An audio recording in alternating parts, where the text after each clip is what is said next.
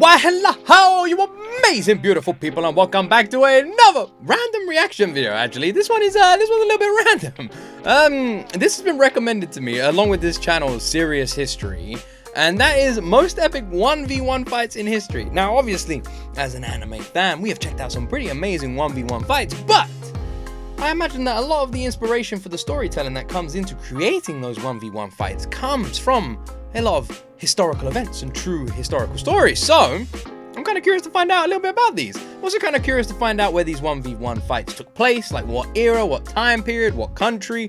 I feel like this is going to be kind of cool. So a huge shout out to Serious History. Link to their channel is, of course, in the description. And how about I stop talking? If you got any more recommendations like this, fire them my way, because I always enjoy reacting to videos like this. Press that like button, press that subscribe button, and let's jump into my first time ever reaction to the most epic 1v1 fights in history. Epic 1v1 fights in human history. Number 1, That do have a look. Rouge versus Jacques Legris. Yes, of course. We're going to start off with one of the most brutal 1v1 fights in recorded history, when jealousy turned best friends into mortal enemies who end up fighting to the death. Why? It's the late 14th century in France, and two men named Jean de Carouge and Jacques Legris are squires serving under a local count in Lower Normandy. This is smack dab in the middle of the 100 Years' War, so Jean and Jacques often find themselves fighting side by side against the English.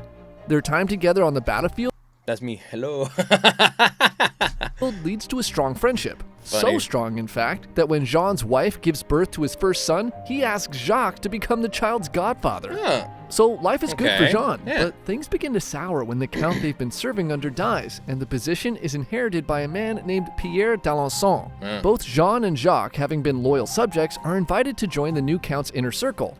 Nice! Yeah. But for some reason, he begins to heavily favor Jacques over Jean.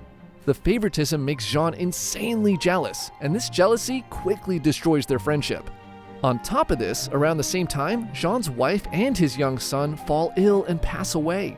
Heartbroken Jesus and lost, Christ. and with no reason to stick around in Normandy, Jean... I'm kind of hoping Jean wins this 1v1 fight a little bit here. You know, this poor dude's got like an awful backstory. Shout out, come on, we're rooting for Jean here. decides to get away from it all This is and goes a off to true England story to as fight well. in the 100 Years' War. Tales of his bravery make it back to France, and when he returns home, Jean is kind of a war hero.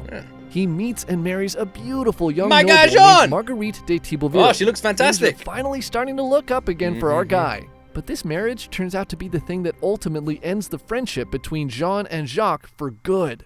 See, by this time, the two former friends haven't seen each other in years. But with Jean back in town planning to settle down again with his new wife, they both end up at a party celebrating the birth of a neighbor's son. Okay. They bump into each other and get to talking, and they kind of remember why they were such good friends long ago. Yeah, you know? I know, like, why are we even mad at each other anyway? Yeah, they played PlayStation, they hung out all sorts of times. Like, there was that one time they both, like, you know, reached to, like, pick up the last French fry but touched each other's hands, and then they looked each other in the eye, and it was a romantic, intimate moment. You know, these are bros. Oh, by the way, this is my wife Marguerite.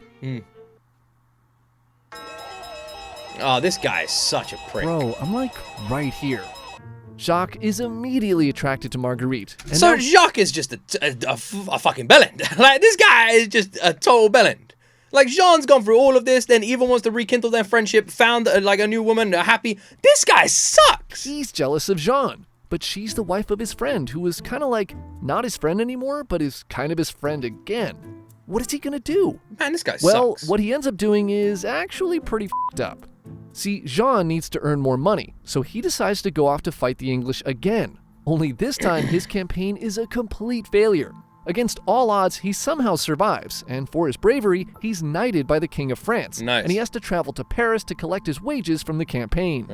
At the exact same time, Oh, Jean's no. mother has to go on a business trip. They all live together in a huge estate, by the way, and when she leaves, she takes all of the servants and guards with her, leaving Jean's new wife, Marguerite, all alone at home. Now, Jacques hears about this and goes to Jean's home. He sends one of his man-at-arms to knock on the door, and Marguerite, left without any servants or guards, opens the door herself. The soldier tells her that Jacques is here, and he's desperately in love with her and needs to see her right now. She refuses, but as she tries to close the door, Jacques forces his way in and... oh boy. Let's just say he does the thing that rhymes with the word grapes? Violated. Marguerite... please have a happy ending, man. Please have a happy... This video is titled Most Epic 1v1 Fights in History. Bro, there's nothing epic about this. This is fucked up. He is on the floor crying, and as he leaves, Jacques threatens her, saying if she tells anyone, she's dead. Jean returns home, and Marguerite tells him everything. Yeah, damn He's straight. furious and immediately files a criminal case against Jacques. But guess who the judge is? That D-bag Count Pierre, Jacques' new best friend, and the case is thrown out immediately. Jean goes to Paris to appeal the case to the King of France himself. He shows the people in Paris that Marguerite is now pregnant. I mean, come on! But this doesn't do much because common knowledge of the day says that it was impossible to get pregnant from... grapes? With no witnesses other than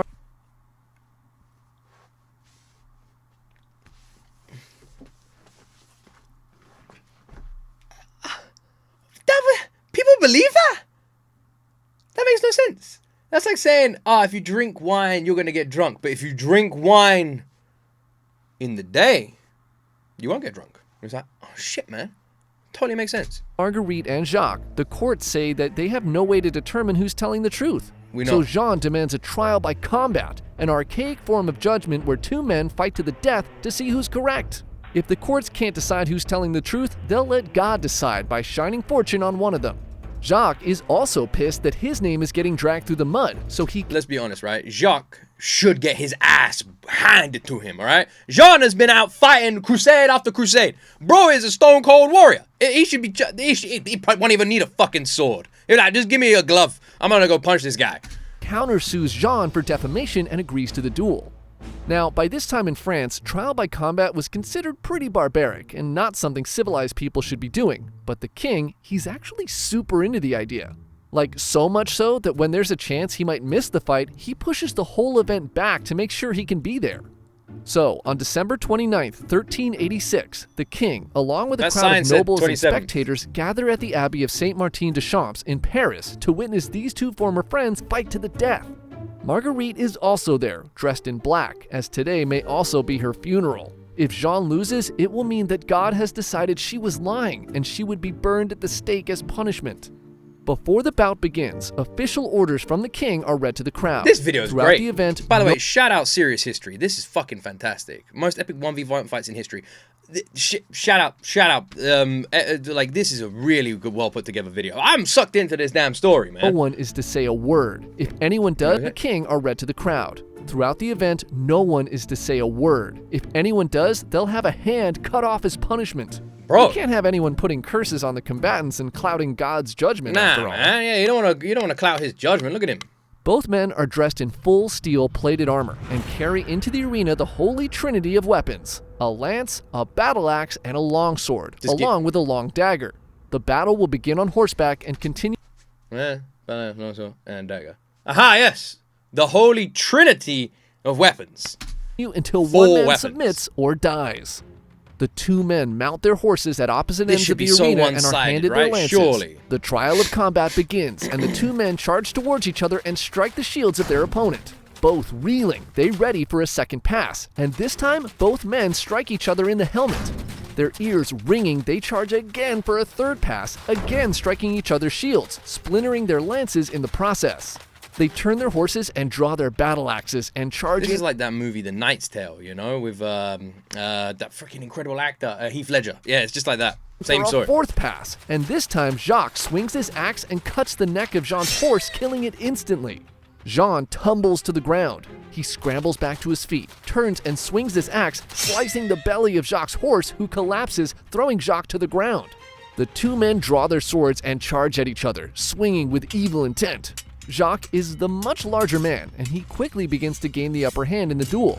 He's battering Jean, who's struggling to defend against the powerful blows of his one-time friend.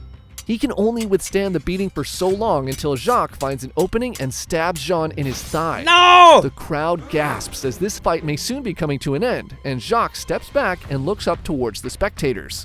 With this small opening, Jean lunges at Jacques and drags him to the ground by his helmet. Lying flat on his back, Jacques cannot stand with his heavy armor weighing him down. Jean mounts him and begins viciously stabbing at his chest with his sword, but as hard as he tries, he cannot pierce the steel plating.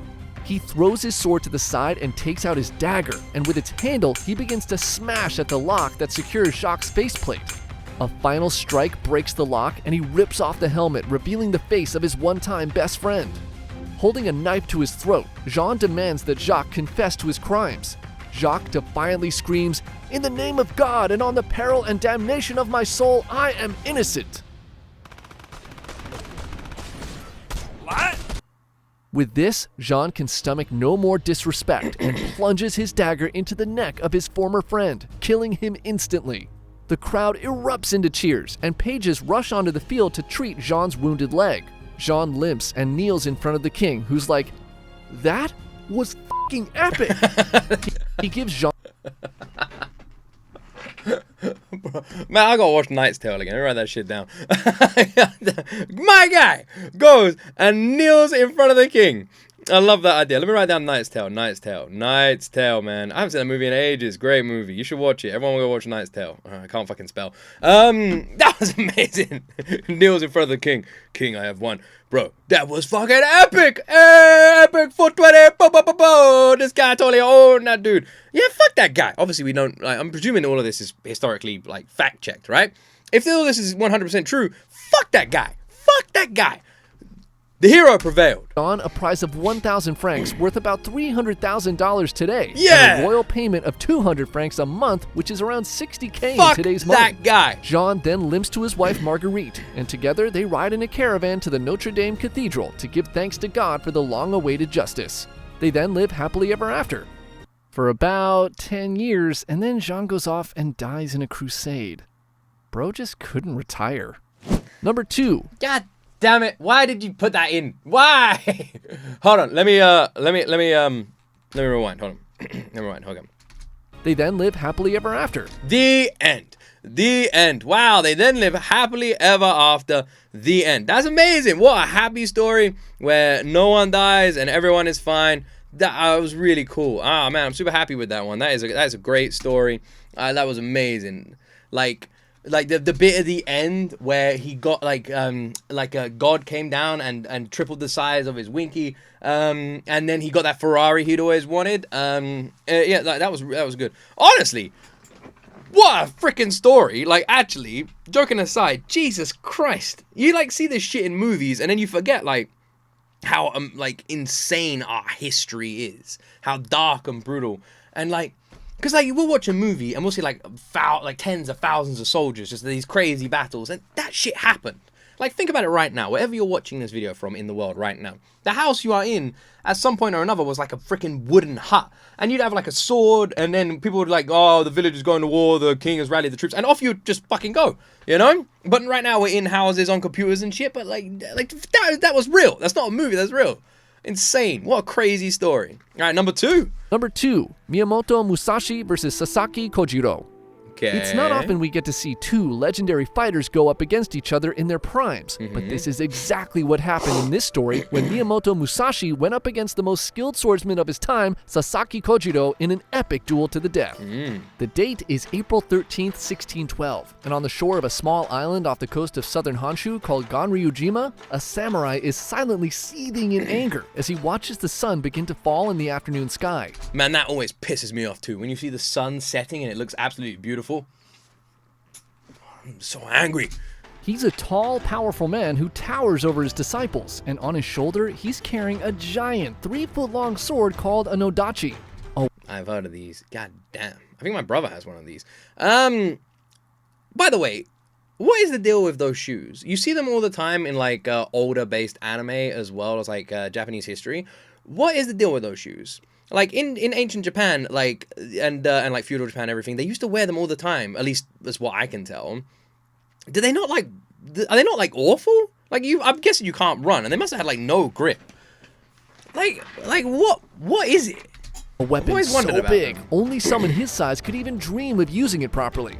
His name is Sasaki Kojiro, a man many at the time considered to be the most skilled swordsman in all of Japan. Months ago, he was challenged to a duel by a RŌNIN named Miyamoto Musashi, and he's impatiently awaiting for his arrival. Musashi is late, and Kojiro is taking it personally. The inconsiderate behavior goes completely against the code of the samurai. The sun continues to set, and finally, a whole 3 hours later, a small boat appears on the horizon, casually drifting in the distance. Musashi is finally here, and Kojiro impatiently rushes to meet him at the shore. Now, Musashi, unlike Kojiro, who is a proper by-the-book samurai, is kind of a weirdo. For one thing, he's super tall for the time, standing nearly 6 feet when most Japanese men of the era were only around 5 feet. His appearance is also very un-samurai-like. His face and clothing are dirty, he never bathes, and his hair is an uncombed mess. Despite all these oddities, Musashi is known throughout the land to be not only dangerous, but also an incredibly cunning warrior. By the age of 29, he had already fought and won 60 duels to the death, killing his first opponent at the age of 13, and he's currently wandering Japan seeking out and challenging the best swordsman he can find to test his skills with the katana. Musashi. This guy's a motherfucking badass. What the hell? He's like a character you would get from a TV show that like you just never would think is even real. Like he's literally like a video game character, but he's actually real.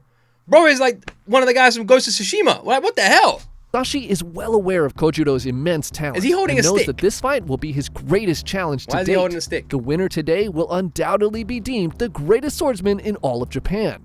Knowing the stakes, he's gone to great lengths to make sure he's given himself every possible advantage in this duel. Musashi nonchalantly steps off the boat looking as dirty and disheveled as ever. He sees Kojiro's face and smirks. Kojiro is fuming after waiting 3 hours for his arrival. Musashi then reveals his chosen weapon for the duel, a crudely carved wooden sword that he had made out of a boat oar. Instead of showing up on time, he had spent the 3 hours carving this thing on the ride over to the island. Seeing this enrages Kojiro even more. Musashi's not even giving him the respect of facing him with his infamous two-sword style, and instead is planning to fight him with this? Without the standard bow to begin the duel, Kojiro begins yelling at Musashi, scolding him for being so late. This disrespect will not go unpunished, and he unsheathes his sword and throws the scabbard to the ground, signaling this will be a duel to the death.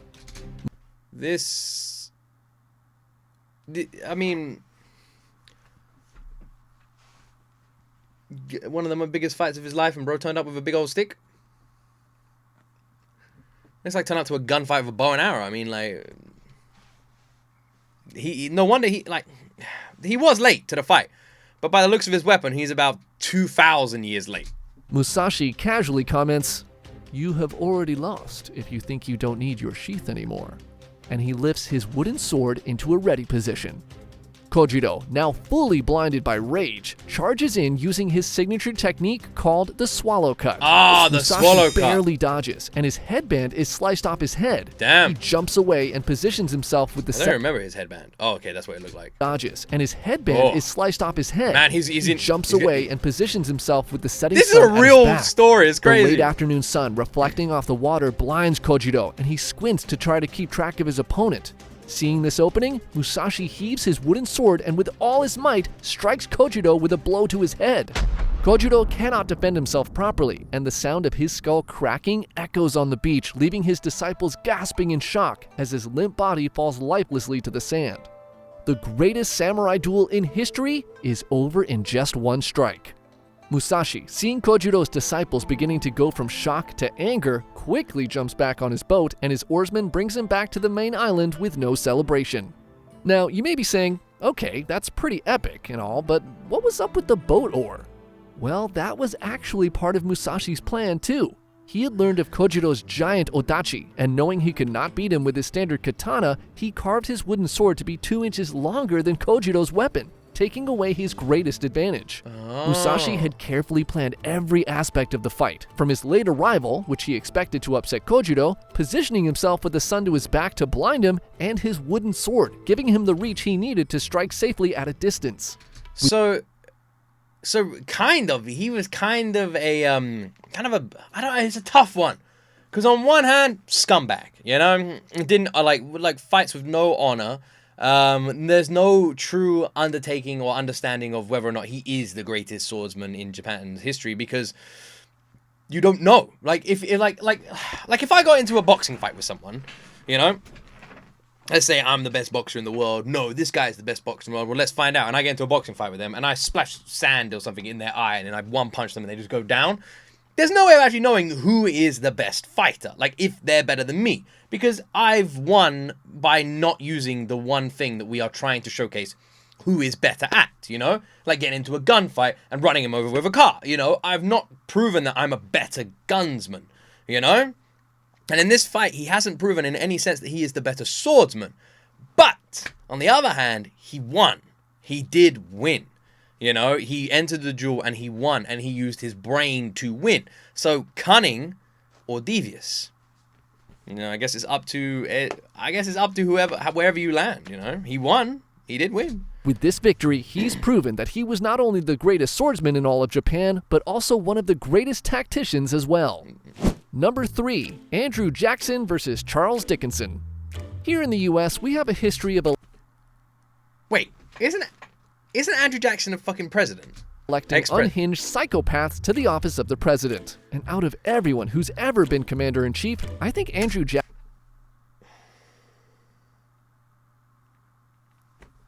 You know what? It took me a while to understand what bro was saying at the beginning there. to the office of the president. And out of everyone who's ever been commander-in-chief, I think Andrew Jackson is probably the craziest person we ever put in there. I'm curious The guy about this allegedly participated in over 100 duels, and this story is probably the best example of why you don't ever want to get into a gunfight with a crazy person. Back in 1805, I can't former believe this is the Tennessee most epic Senator 1v1 Andrew Jackson fights. is out at the racetracks betting big on his prize Isn't he on horse the money or Truxton. something? He's supposed to go up against another horse named Plowboy, owned by this guy Plowboy. Joseph Irwin. The winning horse was to take home $2,000, big money for the time, and Jackson was confident his horse was going to win. But days before the race, Irwin's horse gets sick and can't run.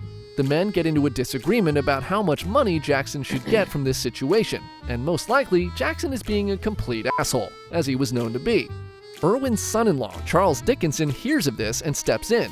Dickinson, like Jackson, has a huge ego and a hot temper, and it doesn't take long before the two start slinging insults at each other in private letters and out in public. I love the idea of people sending each other letters in anger. That sounds hilarious. You know, just sitting down, you know, like dipping your feather in some ink, your quill, boop, boop, boop, you know, lick the tip, and just, fuck you, you son of a bitch, you donkey, I'm gonna kill you, kiss my ass. Signed, lovingly, Bob Bobson. And he's like, yes. I'm going to fold that. You know, a stamp. Take it to the post office. Oh, there's a bit of a queue. I guess I just wait. I just wait. How long is it going to be? An hour. All right. Okay, cool. Nah, that's fine. And then just that process just to send a letter. Dickinson calls Jackson a worthless scoundrel in one letter. And later... Bro! You kiss your mother with that mouth! Well, this video's getting demonetized now. I can't even repeat. Okay, that's disgusting. At a party, he goes on talking shit about Jackson's wife, saying Jackson is getting some guy's leftovers as his wife hadn't even divorced her first husband yet. That... Bro! Shit, man. Jesus. one really pisses off Jackson. Yeah, damn. Because, well... It's true. It was true. Dickinson pops off one last time, writing an article in the local This newspaper guy was calling president. Jackson a poltroon and a coward. Sick burns. And this one sends Jackson He off called him a oh my, what, this guy, man. He's like the old school Eminem. the rails. 3 insults is just too much for him That to handle. is too much. And he It's formally way too challenges many. Dickinson to a duel. Now, Dickinson is actually totally cool with this, because it's well known that he's an expert marksman with a pistol. Actually, probably one of the best shots in the state. So he accepts the challenge with full confidence he's gonna put that asshole Jackson down for good. How much you want to bet Jackson does some sus bollocks right here, okay? Meanwhile, Jackson and his friend, knowing that Dickinson is a way better shot, try to come up with all kinds of harebrained schemes to increase Jackson's chances of winning. Is there a movie based on this? Why do I feel like this sounds familiar? They come up with a plan of trying to get Dickinson to shoot first, because maybe they can rush him and he'll miss, and then Jackson would have all the time he needs to aim properly. This strategy did have the risk of Dickinson, not missing, and Jackson dying before he had a chance to shoot. But hey, this was the best they could come up with. And I told you already, Jackson was unhinged, to say the least. By this time, dueling was actually illegal in the state of Tennessee, so the men crossed the border into Kentucky, and on the morning of May 30th, 1806, Jackson and Dickinson, along with their seconds, made their way to a secluded spot in Adderville. The two men march to their positions 24 feet apart with their pistols in hand. The duel begins, and I just gotta say, I don't know how many people were part of this, but could you not have just gone? Let's say hypothetically, okay? Let's look at it this way. Okay, I challenge this guy to a duel. We have to travel to another state to have this duel. You bring your guys, I'll bring my guys. We'll go there, honorable duel. All right, guys. So when we get there, it's just gonna be us and them. So here's an AK-47. Hide that in your bag. I'm gonna pretend to shoot, but then I gotta tie my shoelace. I'm gonna duck down. You come over my back. You take them all out, and then when we go back, we'll just say like these guys were crazy. After the duel, they went enraged, and we just make it up. We just say whatever the fuck we want. Why don't you do something like that? Dickinson expertly points his pistol at Jackson, aiming for his chest. He pulls the trigger, and in a flash of gun smoke, sends a lead ball hurtling towards Jackson and scores a direct hit inches from his heart. The former senator staggers back, clutching his chest. Blood seeps out from beneath his hand, staining his shirt, but Jackson does not fall. Dickinson lowers his pistol in disbelief. His aim was true, and that was surely a kill shot. Dueling rules stated that now he must stand still and allow Jackson to take his shot. He looks across the field and can't believe what he's seeing.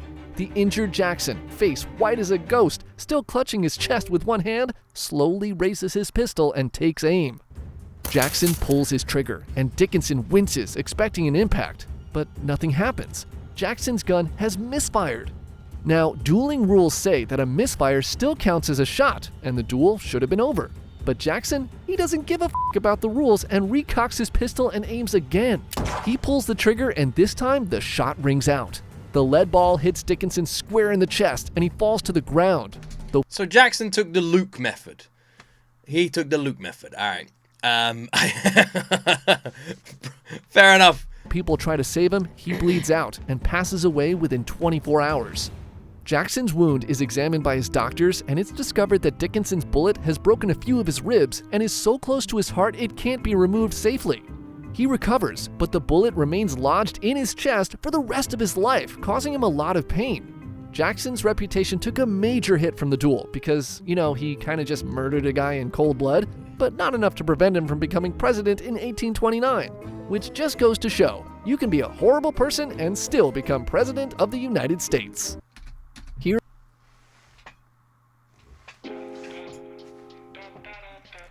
Alright. This is called the most epic 1v1 fights in history. Okay? That last one, epic is not the word I would use. Now the first two were arguably pretty epic, especially the first one. Alright? The first one was incredibly epic. The second one was either incredibly epic or incredibly infuriating, which I find really funny. But the last one is not epic, at least for me. Unless you're like a massive Andrew Jackson fanboy, in which case maybe it was epic. Bro, he fucking cheated. Well, then again, maybe the other guys cheated as well. I don't know, man. So if no one gives a fuck about the rules, why follow them anyway? Why didn't he just shoot the damn guy like straight away? Right, shoot him in the back of the head or something. When he like, well, all right, ready, take 10 steps. 1, bang. Why not just do that? Like, I don't understand. If Andrew Jackson literally broke the rules, shot bro again when he wasn't supposed to, I don't understand. Also, did all of this just start because they just didn't like each other? There was no real reason behind this. Actually, so the first story had definitely like motivations for a fight. The second story, that guy just wanted to prove that he was the best. He was like an anime character. He was just going around proving he was the best, which is fair enough, whatever. That a lot of people do that these days. But the final guy's motivations was just like, your wife, she used to be married to someone else. How dare you tell me information I already know? Let's duel. The Andrew Jackson guy seems kind of crazy. Man, imagine making that guy president of the United. Oh wait, no, they did. Yeah, but they made him president before he did. Wait, he was made president after he did that. Well, I'm sure he just changed history, right? Like I said, you could just make up the story of how it happened, and no one will ever Like, you can make it up. If I went into the forest or something, I come out, I could say whatever the fuck happened in there, you know? That's what I mean. And I'm sure that's what he did. No, it was widely known that he cheated. Oh, yeah. So, the guy was known for being unhinged, known for being a nutjob, had many duels in the past, cheated, killed this guy, and then became president with all of that information being public knowledge. And that is most epic 1v1 fights in history.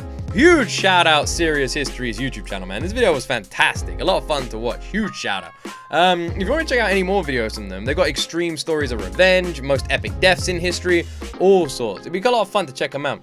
The unfair matches of the Roman Colosseum is from like another channel called Good Enough. That sounds kind of cool. We could check that one out. That could be kind of cool. All sorts of stuff. All sorts of stuff. So, if you guys would like me to check out any of these, let me know. Put all your recommendations down below in that comment section. And if you enjoyed this video as well, press that like button, press that subscribe button, and let me know what you'd like me to check out next. Thank you so much for watching. Huge shout out to the channel. And yeah, out of all these three, what was your favorite story? And is there an epic 1v1 fight in history that you think deserved to be on this list? Let me know down below. And as always, my friends, you right there will see me in the next video.